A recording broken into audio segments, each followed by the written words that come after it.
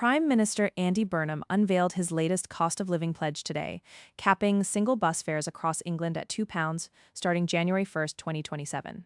The scheme costs more than £500 million a year and is meant to help families squeezed by transport costs.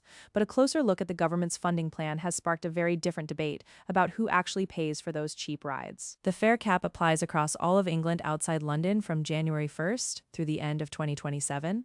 The total price tag, more than £500 million for that 1 year. The government says it is fully funded through departmental savings, but the details reveal a significant trade-off. Of that total, £400 million comes from converting international climate aid grants into loans within the Department for Energy Security and Net Zero budget. Only £100 million is drawn from the DFT bus budget and other departmental savings. Here's why the grant-to-loan switch matters. Under OECD rules, turning a grant into a loan counts as a reduction in aid spending because recipient countries now have to repay the money. So the government has effectively cut international climate aid by £400 million to fund domestic bus fares. Chancellor John Healey insists the policy is funded by savings found elsewhere and carries no burden to British taxpayers. Shadow Chancellor Mel Stride counters that the government has not specified where the money actually comes from, adding that the loan conversion adds to near-term borrowing.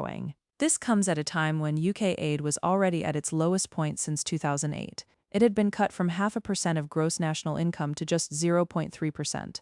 Foreign Secretary Yvette Cooper has now confirmed that bilateral aid to several countries will be significantly reduced as a result of this grant-to-loan switch. Campaigners argue the move weakens the United Kingdom's climate leadership on the world stage. By turning grants into loans, the government saves money in the immediate budget, but the burden shifts to developing nations that lose grant-based financing for climate adaptation and renewable energy projects.